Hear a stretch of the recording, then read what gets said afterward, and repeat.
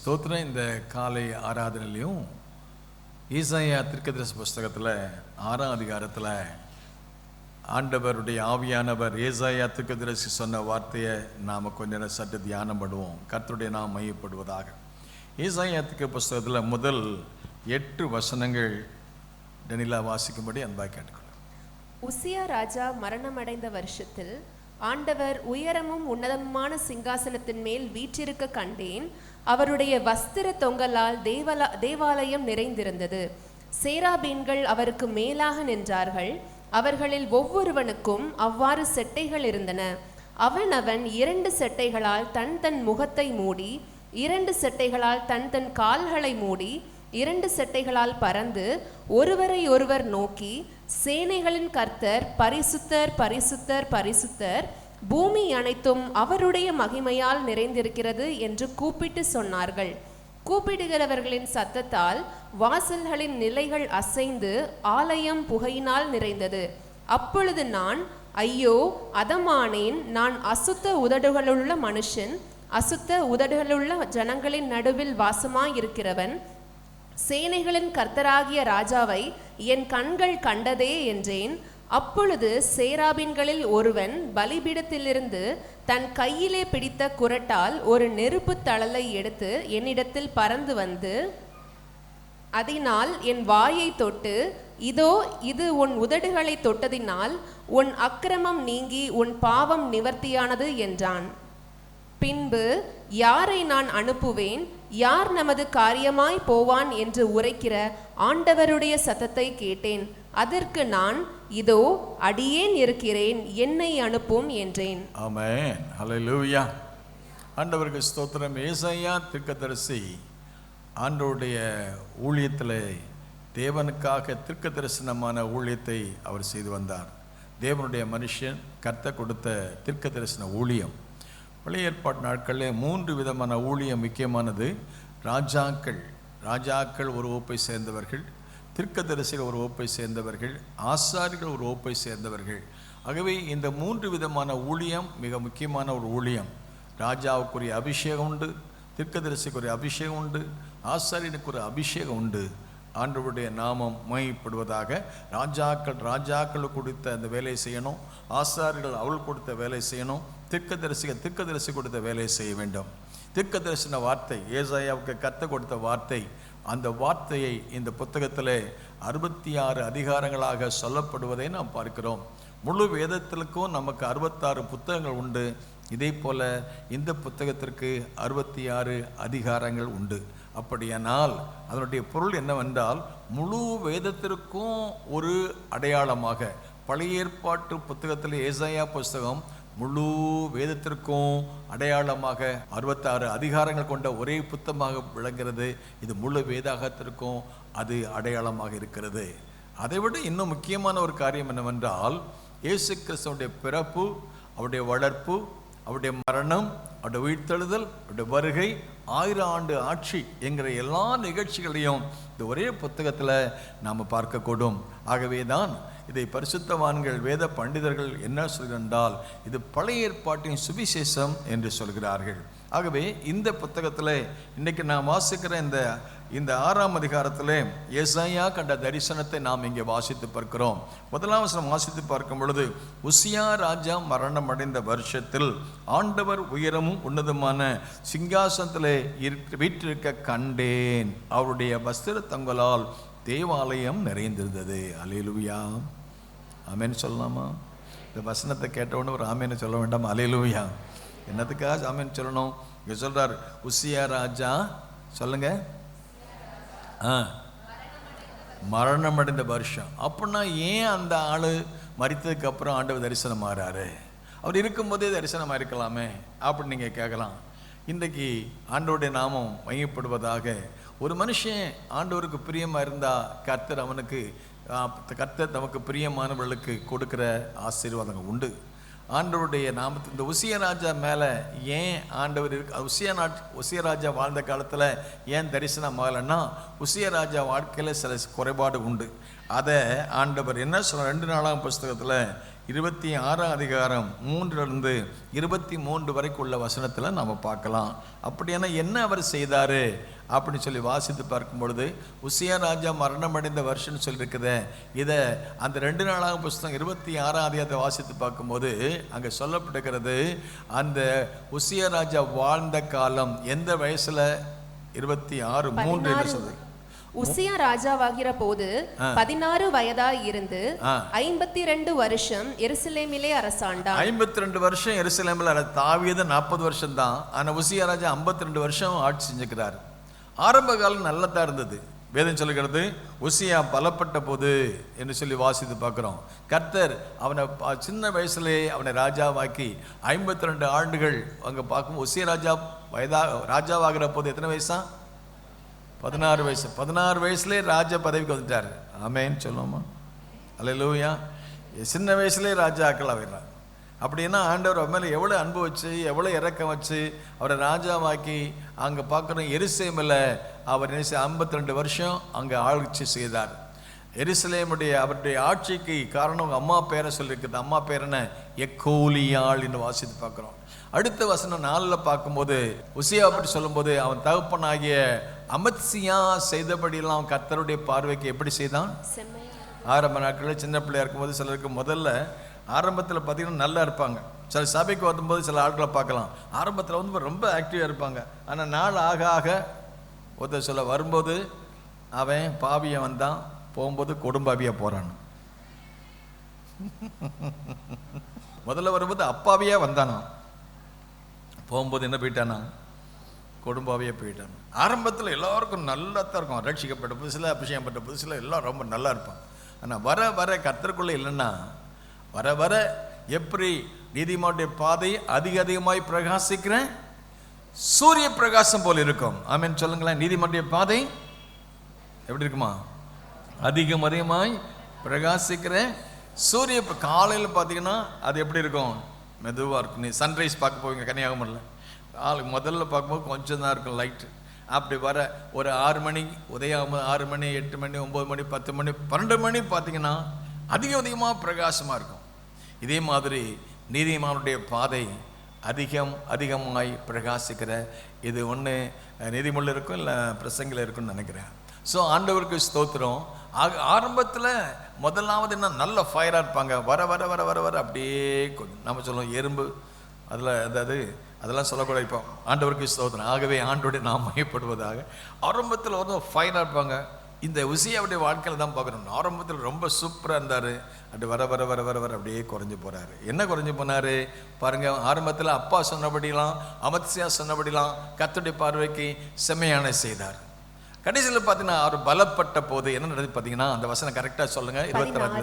16 சொல்றாரு, அவன் பலப்பட்ட போது தனக்கு கேடுண்டாகும் மட்டும் அவனுடைய மனம் மேட்டிமையாகி தன் தேவனாகிய கர்த்தருக்கு விரோதமாக மீறுதல் செய்து. பாருங்க, ஆண்டவர் இரக்கம் பாராட்டுறாரு, கிருபை தர்றாரு. இதெல்லாம் பயன்படுத்தி பெற்ற ஆண்டவருக்கு இன்னும் அதிகமாக பலப்படணும், இன்னும் அதிகமாக ஊழியம் செய்யணும், இன்னும் ஆண்டவருக்காக வாழணும் அப்படின்னு சொல்லி டெவலப் பண்ண நல்லா இருக்கும்.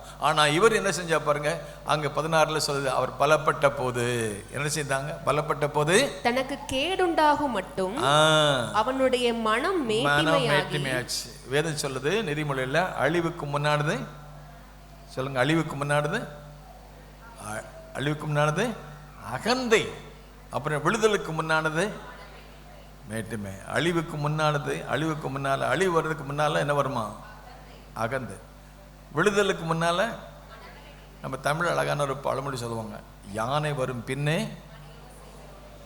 என்ன மணி ஓசை கேட்க, யானை பின்னால் வருது. அல்லேலூயா. மணி ஓசை கேட்க, அந்த யானைக்கு போட்ட மணி என்ன, நம்ம எல்லாம் கவனமாக இருக்கிறதுக்கு, ஏய் பின்னால் யானை வருது.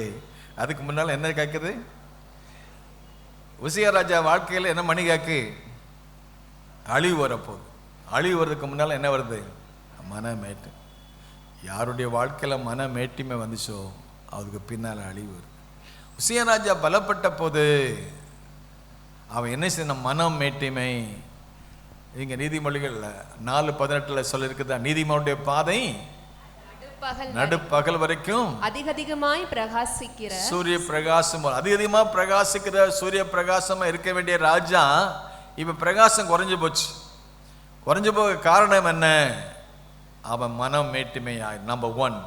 நம்பர் 2, 16 2 நாளாகமம் 26:16 சொல்லப்பட்டிருக்கிறது, தேவனாகிய கர்த்தருக்கு விரோதமாக மீறுதல் செய்து அவன் மேட்டிமை வந்துச்சு. 16 அப்புறம் என்ன செய்தான்? மீறுதல் செய்தான். அப்புறம் தூபபீடத்தின் மேல் தூபம் காட்ட கர்த்தருடைய ஆலயத்திற்குள் பிரவேசித்தான். இங்க பார்க்கும்போது நம்பர் 1, அவன் கர்த்தருக்கு விரோதமா மீறுதல் செய்றான். என்ன மீறுதல் செய்தான்? மீறுதல், அக்கிரமம், பாவம், மீறுதல். 51ஆம் சங்கீதத்தில் இந்த வார்த்தையை பார்க்கலாம். மீறுதல். என்ன மீறுதல்? இப்ப சுவர்ல போட்டிருப்பாங்களே சில சுவர்ல, இந்த சுவரில் என்ன செய்யக்கூடாது? விளம்பரம் செய்யாதீங்க. மீறினால் நம்ம ஆட்கள் என்ன செய்வான்? ஆதாம் மீறினார், ஏவாள் மீறினாங்க. ஆனா மீறுவது பாவம் என்பது தெரியணும். அவன் மீறினான். மீறினதால என்ன செய்யணும் கேட்டீங்கன்னா, 2 நாளாகமம் 16:26 மீறுதல். என்ன மீறுதல் செஞ்சான்? தூபபீடத்தின் மேல் தூபபீடத்தின் மேல் என்ன செஞ்சான்? தூபம் காட்ட கர்த்தருடைய ஆலயத்திற்குள் பிரவேசித்தான். ஆண்டவருடைய ஆலயத்துல போய் மீறல் செய்றான். ராஜா ராஜாவுடைய எல்லைக்குள்ள நிக்கணும், ஆசாரியன் ஆசாரியன் எல்லையில நிக்கணும், தீர்க்கதரிசி தீர்க்கதரிசி எல்லையில் இருக்கணும். ஆனா உசியா ராஜா அவன் நமக்கு என்ன நினைச்சானா, நாம தான் ராஜா, நம்ம யாரு கேட்க முடியும் அப்படின்னு நினைச்சு அவனுக்குள்ள பெருமை வந்துச்சு. ஆனா ஒண்ணு அறிந்து கொள்ளணும், இவனுக்கு மேல ஒரு ராஜா இருக்கார். ஆமென் சொல்லுங்களேன். அல்லேலூயா. அவர் ராஜாதி ராஜா, அவர் தேவாதி தேவன், அவர் கர்த்தாதி கர்த்தர். ஆனால் அவர் கொடுத்த கட்டளை என்னவென்றால் அந்த கட்டளை மீறான். பலி செலுத்துவது. அங்க போய் சொல்றாங்க, ராஜாவே இது உமக்கு உகந்தது அல்ல. எத்தனை பேர் சொல்றாங்க? தீர்க்கதரிசி 17 வாசித்து பார்க்கும்போது, மீறுதல் செய்ய கர்த்தருடைய ஆலயத்துக்குள்ள போன போது ஆசாராகி அசனி அவனோட கூட இருந்த கத்திரி ஆசாராகி எத்தனை பேருங்க? 80 பேர் சொல்றாங்க, எப்ப போகாத, அந்த இடத்துக்கு போகாத, அந்த பலிபீடத்துல போய் நிக்காத, அது ஆசாரியம் செய்ய வேண்டிய வேலை, அதுக்கு விரோதமா நீ செயல்படான்னு சொல்றாங்க. ஆனா அதையும் மீறி, ஏன்னா நான் தானே ராஜா, அந்த மேட்டிமை, நம்ம சொல்லுவோம் தமிழ்ல அகம் பாவம், மேட்டிமை, நான் என்கிற பாவம், அது வந்ததுனால என்ன செய்யணும்? மீறுதல். எப்போ போதீங்க ராஜா? சமீபத்தில் வெள்ளம் வந்துச்சு. எங்க தூத்துக்குடி பக்கம், நாசரேத்து பக்கம் ரொம்ப வெள்ளம் வந்துச்சு. அப்போ அவங்க என்ன செய்யணும், அந்த ஏரல் பகுதியில் வெள்ளம் வந்தோடனே, அங்கே உள்ள திடீர்னு வெள்ளம் வந்தோடனே பெரு வெள்ளம் வருது. அங்கே ஒரு 3 பேர் வந்திருக்காங்க, வாலிபர்கள். அவன் காருண்ய யூனிவர்சிட்டியில் எங்கே படிக்கிற பையனா. அந்த வெள்ளம் வரும்போது அந்த அவங்க கடந்து போக, அந்த ஆத்து பாலத்தை கடந்து போகணும். பக்கத்தில் உள்ள சொல்ல, தம்பி உன் கால் விழுந்து கும்பிட்றப்பா, நீ போகாத, வெள்ளம் வருது அப்படின்னு அங்கே உள்ள ஆட்கள் சொல்லியிருக்காங்க. இந்த 3 பேர் அவங்களுக்குள்ள என்ன பாவம் சொல்லுங்க? இவங்க என்ன சொல்றது, நாங்க என்ன கேட்கறது? வெள்ளமா? இத்தனையோ வெள்ளத்தெல்லாம் பார்த்துருக்கோம், இது என்ன பெரிய ஏமாத்திரம்? திடீர்னு வெள்ளம் வந்துச்சு. 27 வயசுள்ள ஒரு வாலிபனை அப்படியே வெள்ளம் கொண்டு போயிடுச்சு. அநியாயமா பிள்ளையை பறி கொடுத்தான்.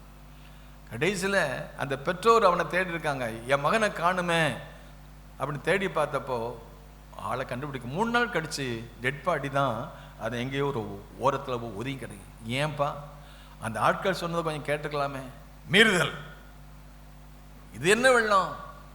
எத்தனையோ வெள்ளத்தை நான் பார்த்துருக்கேன்னு சொல்லிட்டு அவன் மேட்டுமையானனால பிள்ளைய அந்த பாடியைத்தான் பார்க்க முடிஞ்சது. வாழ்க்கையில் அந்த மேட்டிமை, வாழ்க்கையில் மற்றவங்க சொல்கிற கொஞ்சம் கவனிச்சு 80 பேர் போய் சொல்கிறாங்களா ஆசை, எப்பா ராஜா உசியாவே இது உன் வேலை கிடையாது, போவாதன்னு சொன்னான், கேட்கல. மீறுதல். மீறுதல் செய்ததுனால தூபங்காட்டினால வேதம் சொல்லுகிறது, அங்கே போய் அவனுடைய நெற்றியில் என்ன செய்தது? குஷ்டரோகம் வந்தது. எதனால குஷ்டரோகம்? எப்ப போகாதன்னு சொன்னா அதுக்கு என்ன? அவன் கோபம் கொண்டான்னு இருக்கு 19ஆம் வசனத்துல. உசியா ராஜா கோபம் கொண்டு அவன் தூபகலசத்தை கையில் எடுத்துக்கொண்டு ஆசாரியர்கள் மேலே கோமா பேசும்போது ஆசாரியருக்கு முன்பாக கர்த்தருடைய ஆலயத்தில் தூபெடுத்து முன்னுக்கிற அந்த சமயத்தில் என்ன வந்துச்சு? ராஜாவே, உங்களுக்கு இந்த நிலைமை வேணுமா? பரிதாபமான நிலைமையில் அவன் ஆலயத்தினால உடனே அவனை வெளியே இழுக்க வேண்டியது. போகும்போது ராஜ மேன்மையோடு போனான், ராஜ பதவியோடு போனான், அந்த வஸ்திரத்தோடு போனான். ஆனால் திரும்ப வரும்போது ஒரு குஷ்ரோகியா வெளியே வரான். அவனை வெளியே எடுத்து அவனை கடைசியில் அவன் டெட் பாடி தான் பார்க்க வேண்டியது.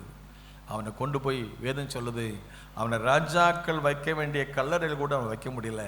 ஏன்னா குஷ்ரோகம் வந்ததுனால. மீறுதல் பாவம், அக்கிரமம் பாவம். ஆண்டவருக்கு மகிமை உண்டாகட்டும். ஒரு மனித வாழ்க்கையில் கர்த்தரை விட்டு விலகி மீறுதல் செய்து பாவம் செய்யும் பொழுது பரிதாபமான ஒரு விளைவை பார்க்க முடிஞ்சது. இப்படிப்பட்ட ஒரு ராஜா உயிரோடு இருக்க மட்டும் கர்த்தர் பிரசன்னமாகலை, கர்த்தருடைய மகிமை இல்லை. இந்த ராஜா செத்ததுக்கு அப்புறம், இந்த ராஜா மரித்ததுக்கு அப்புறம் ஆண்டவர் உயரமும் உன்னதமான சிங்காசன வீட்டை கண்டேன். அல்லேலூயா சொல்லுவோமா? பழைய மனுஷன் மறிக்கட்டும், பழைய சரீரம் மாம்சம் மறையட்டும். இந்த மாம்சம் மறைந்து ஆவியானவர் நமக்குள்ள ஆளுகை செய்வானால் ஆவியானுடைய பிரசன்னத்தை பார்க்க முடியும். அல்லேலூயா சொல்லுவோமா? அல்லேலூயா. ஆகவே கிறிஸ்துவுடனே கூட சிலுவையிலே அறையப்பட்டேன், ஆயினும் பிழைத்திருக்கிறேன். இனி நான் அல்ல, இயேசுவே என்னில் பிழைத்திருக்கிறார். இயேசுடைய பிரசன்னத்தையும் மகிமையும் பார்க்க வேண்டுமானால் பழைய மனுஷன், அந்த உசியா ராஜாவுடைய சுபாவங்கள் மறையும் போது ஆவியானவர் அங்கே செயலாற்ற முடியும். இந்த ராஜா மரித்த போது ஆண்டவர் அங்கே பிரசன்னமானார். தேவாலயத்தில் மகிமை நிறைந்ததை கண்டார். 2ஆம் வசனம் வாசித்து பார்க்கிறோம். சேராபீன்கள் அவருக்கு மேலாக நின்றார்கள். அவர்கள் ஒவ்வொருவருக்கும் அவ்வாறு சட்டைகள் இருந்தது. அந்த 2 சட்டைகளால முகத்தை மூடினார்கள், 2 சட்டைகளால கால்களை மூடினார்கள், 2 சட்டைகளால் ஒருவரை பார்த்து என்ன சொல்றாங்க பாருங்க. 3ஆம் வசனம் சொல்லுங்க. ஒருவரை ஒருவர் நோக்கி சேனைகளின் கர்த்தர், எல்லாம் சொல்லுங்க, சேனைகளின் கர்த்தர் பரிசுத்தர், எல்லாம் சொல்லுங்க, சேனைகளின் கர்த்தர் பரிசுத்தர் பரிசுத்தர், பூமி அனைத்தும் அவருடைய மகிமையினால் நிறைந்திருக்கிறது. ஆண்டவர் சொன்னாரு, நான் பரிசுத்தரானால் என் கனம் எங்கே? ஆண்டவருடைய ஆலயத்தில் வரும்போது ஒரு பரிசுத்த அலங்காரம், பரிசுத்த அலங்காரத்தினை கர்த்தரை பணிந்து கொள்ளுங்கள். இன்றைக்கு ஆலயம் மட்டுமல்ல, நம்முடைய இருதயமாகிய ஆலயம் பரிசுத்தமாக இருக்கும்போது மட்டும்தான் தேவனுடைய மகிமை காண முடியும். அல்லேலூயா சொல்லுமா? அல்லேலூயா. ஒருவரும் சேரா கூடாத ஒளியில் வாசம் செய்பவரே, நீரே பரிசுத்த தெய்வம், நீரே பரிசுத்த தெய்வம், நீரே மாத்திரமே, நீரே நீர் மாத்திரமே பரிசுத்த, நீ பரிசுத்த பரிசுத்த, நீ பரிசுத்தரே பரிசுத்த, நீ பரிசுத்த பரிசுத்த, நீ பரிசுத்தரே, நீரே நீர் மாத்திரமே, நீரே நீர் மாத்திரமே, எல்லாவற்றிலும் மேலானவர், எல்லோரிலும் பெரியவர், சகலவற்றையும் சிருஷ்டித்தவர், சர்வ வல்லவரே, எல்லாவற்றிலும் மேலானவர், எல்லோரிலும் பெரியவர், சகலவற்றையும் சிருஷ்டித்தவர், சர்வ வல்லவரே, உம்மை போல் வேறொரு தெய்வமில்லை. எல்லாம் சொல்லுவோமா? நீரே நீர் மாத்திரமே. எல்லாம் கரங்களை உயர்த்து. உம்மை போல் வேறொரு தெய்வமில்லை, நீரே நீர்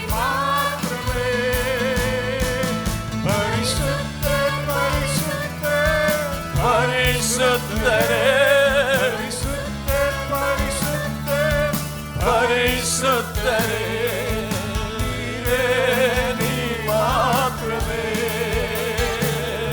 நீரே நீ மாத்திரமே இயேசுவே நீரே நீ மாத்திரமே உம்மை போல்வே தெய்வமில்லை நீரே நீர் மாத்திரமே உம்மை போல் வேறொரு தெய்வமில்லை நீரே நீர் மாத்திரமே பரிசுத்தர் பரிசுத்தர் பரிசுத்தரே பரிசுத்தர் பரிசுத்தர் பரிசுத்தரே நீரே நீர் மாத்திரமே நீரே நீர் மாத்திரமே இயேசுவே நீரே நீர் மாத்திரமே அல்லேலூயா நீரே நீர் மாத்திரமே சேனைகளின் கர்த்தர் எல்லாம் சொல்லுங்க சேனையின் கர்த்தர் பரிசுத்தர் பரிசுத்தர் பரிசுத்தர் தேவாலயம் தேவ மகிமையினால் நிறைந்திருக்க வேண்டுமென்றால் துதி ஸ்தோத்திரம் ஏறெடுக்கப்பட வேண்டும். நம்முடைய ஆண்டவருக்கு ஒரு பெயர் உண்டு, துதிகளின் மத்தியிலே வாசம் அடைகிறவர். நல்ல கரங்களை தட்டி ஹல்லேலூயா ஆமென் அல்லேலூயா ஸ்தோத்திரம். அந்த துதி எழும்பும்போது பிரசன்னம் மகிமை தேவனுடைய ஆலயத்தை நிரப்பிற்று. அந்த தேவ பிரசன்னத்தை பார்த்த பொழுது ஏசாயா தன்னை பார்க்கிறாரு.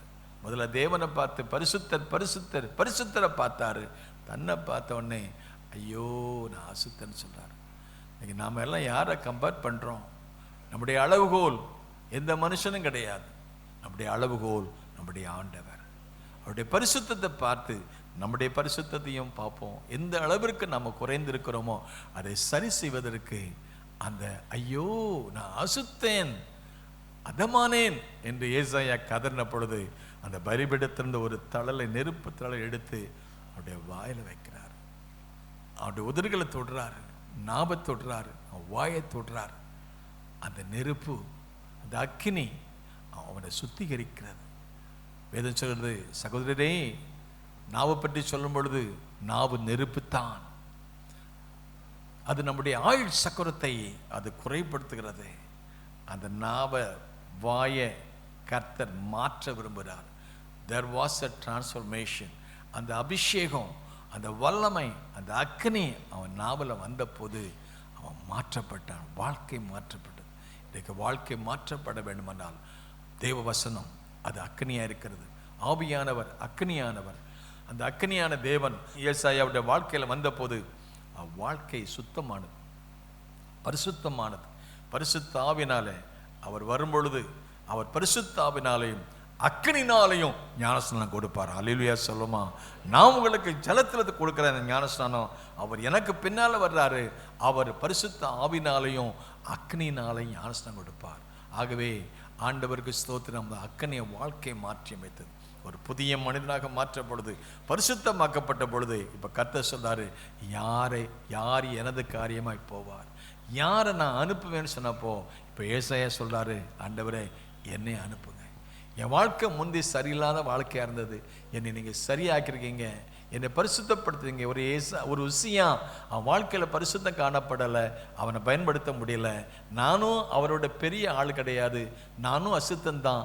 ஆனால் என் வாழ்க்கையை சுத்தமாக்கி என்னை பரிசுத்தப்படுத்தி என்னை உண்மை போல மாற்றி உங்களுக்காக ஊழியம் செய்வதற்கு யாரை நான் அனுப்பின்னு சொன்னபோது என்னை அனுப்புங்க என்று சொன்ன பொழுது இந்த ஏசாயாவை அனுப்பி அவருடைய பிறப்பை குறித்து, அவருடைய ஊழியத்தை குறித்து, அவருடைய மரணத்தை குறித்து, அவருடைய உயிர்த்தெழுதலை குறித்து, அவருடைய வருகையை குறித்து, 1000 வருஷம் ஆட்சியை குறித்து, இனி உலகத்தில் என்ன சம்பவிக்கும் என்பதெல்லாம் சொல்வதற்கு இந்த ஏசாயாவை பயன்படுத்தினார். அருமையான தேவனுடைய பிள்ளைகளே, இந்த 2024லையும் கர்த்தர் நம்ம பயன்படுத்த எல்லாரும் ஜெபிப்போமா? ஆண்டவர் தம்முடைய பலிபீடத்திலிருந்து தம்முடைய வசனத்தை அனுப்பி ஆண்டவர் சொன்னார், அவர் தம்முடைய தூதர்களை காற்றுகளாகவும் தம்முடைய ஊழியக்காரரை எப்படி மாற்றுவாராம்? அக்கினி ஜுவாலை. எல்லாம் சொல்லுங்க, அக்கினி ஜுவாலைன்னு சொல்லுங்களேன். அக்கினியாம். எத்தனை பேர் ஆண்டவர் அக்கினியாம் மாற்ற நினைக்கிறீங்க? எல்லாம் ஆமேன்னு சொல்லுங்களேன். உங்களை பார்த்தா இப்போ அணைஞ்சு போன விளக்கு மாதிரிலாம் இருக்கு, தீஞ்சு போன பல்ப் மாதிரி இருக்கு. ஃபயராக்க விரும்பல. கரங்களை திரு கத்திர ஸ்தோத்திரம். ஹல்லேலூயா. என்ன ஃபயராக்குங்க ஆண்டவரே. ஹல்லேலூயா. ஒரு அக்கினிமயமான ஆண்டவரே ஆட்களாக மாற்றுங்க ஆண்டவரே. அந்த அபிஷேக வல்லமை மேல் மாடியில் இப்படித்தான் கூடியிருந்தாங்க. அவங்களுக்கு அசைவே இல்லாமல் இருந்தது. ஆனால் ஆண்டவர் சொன்னா போய் காத்துருங்கன்னாரு. 10 நாள் காத்திருந்தாங்க. ஒரு அக்கினி வந்து இறங்கியது. ஆமேன்னு சொல்லுமா. அந்த அபிஷேக வல்லமை மறுபடியும் நம்முடைய வாழ்க்கையில் வந்து இறங்க நாம் கேட்போம். கடைசி நாட்களில் மாமிசமான யாவர் மேலும் என் ஆவியை ஊற்றுவேன்னு சொன்னார். அன்றைக்கு நம்மளை மாதிரி தான். அன்றைக்கு கைதட்டலை, ஆமேன்னு சொல்லலை, அல்லேலூயா சொல்லலை. ஆனால் அவங்கள அப்புறம் அனுப்பிட்டார். அல்லேலூயா சொல்லுமா. மேல் மாடி இருக்கிறவங்களுக்காக கர்த்தருக்கு ஸ்தோத்திரம். கர்த்தவங்களை ஆசீர்வதிப்பார். அல்லேலூயா சொல்லுமா. கீழே சரியில்லைன்னா மேலே அனுப்புவார், அங்கேயும் சொன்னால் அதுக்கு மேலே அனுப்பிடுவார். அல்லேலூயா சொல்லுமா. ஆமேன். எல்லாரும் எந்திரிக்கலாமா. அல்லேலூயா. ஆமென். அல்லேலூயா. உந்தன் வல்லமைகள் குறைந்து போகவில்லை, உந்தன் உயிர்த்தெழுதல் மகிமை மாறவில்லை. உந்தன் வல்லமைகள் குறைந்து போகவில்லை, உந்தன் உயிர்த்தெழுதல் மகிமை மாறவில்லை. உந்தன் வல்லமைகள் குறைந்து போகவில்லை, உந்தன் உயிர்த்தெழுதல் மகிமை மாறவில்லை. நாமத்தில் அற்புதங்கள் நடக்குது.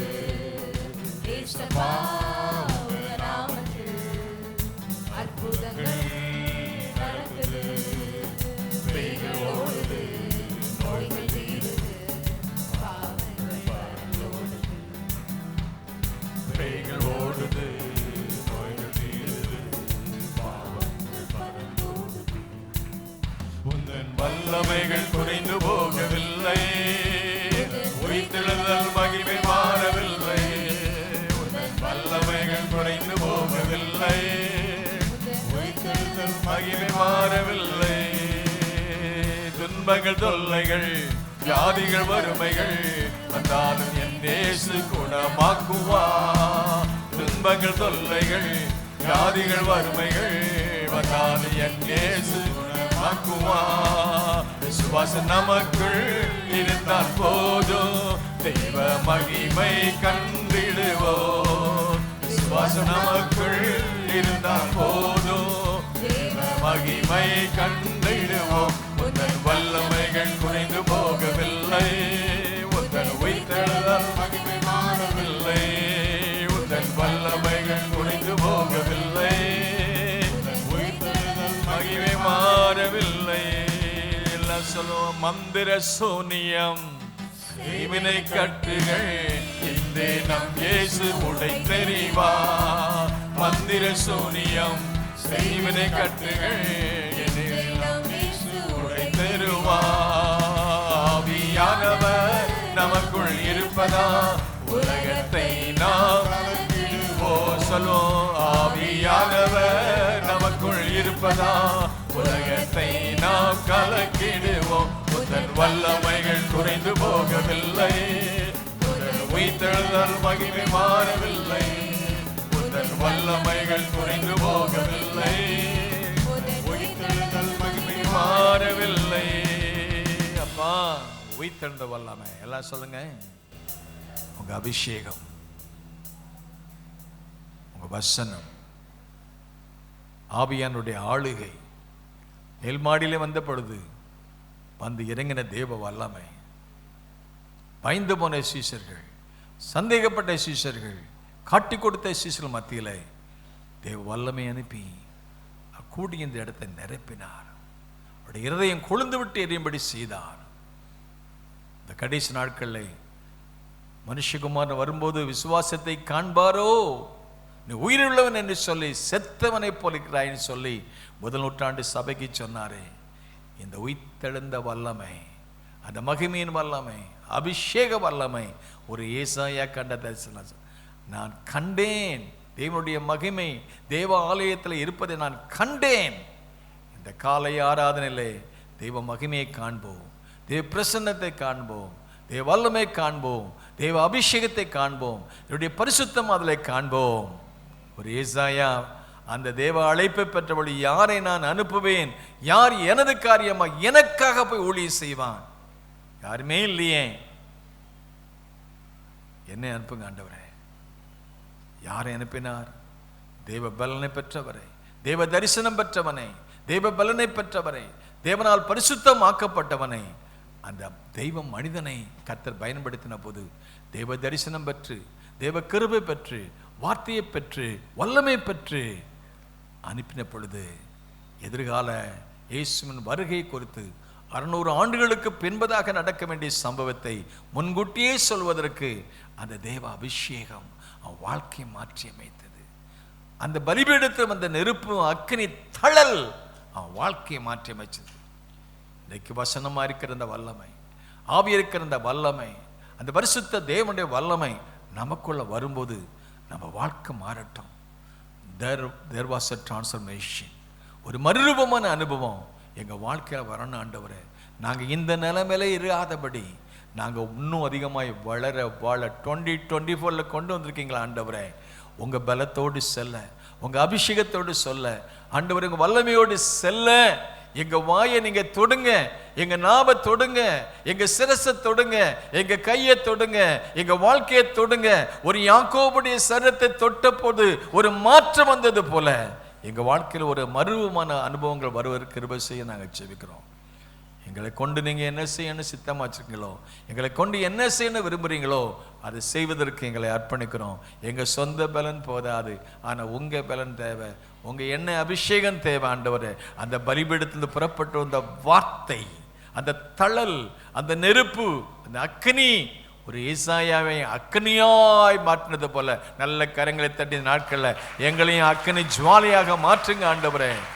ஹல்லேலூயா. ஆண்டவர் ஆவியானவரே ஆளுகை செய்யுங்க, தொடர்ந்து கிருபை செய்யுங்க. நல்ல தரிசனங்களை தாங்க, நல்ல சொப்பனங்களை தாங்க, நல்ல வரங்களை தாங்க, வல்லமைகளை தாங்க. நாங்கள் சாதாரண ஆட்கள் தான், ஆனால் தேவ மனிதனாய் வாழ கிருபை செய்யுங்க. இயேசு நாம் ஜெபிக்கிறோம் பிதாவே. ஆத்துமாவே கர்த்தரை ஸ்தோத்திரி, உள்ளமே பரிசுத்த நாமத்தை ஸ்தோத்திரி. ஆத்துமாவே கர்த்தரை ஸ்தோத்திரி, அவர் சகலம் மறவாதே. நம்முடைய கர்த்தராகிய இயேசு கிறிஸ்துவின் கிருபை, பிதாவாகிய தேவனுடைய அன்பு, பரிசுத்த ஆவியானுடைய ஐக்கிய சந்தோஷ சமாதானம் நம் அனைவருக்கும் இருப்பதாக. ஆமென், ஆமென். God bless you all. கர்த்தர் உங்களை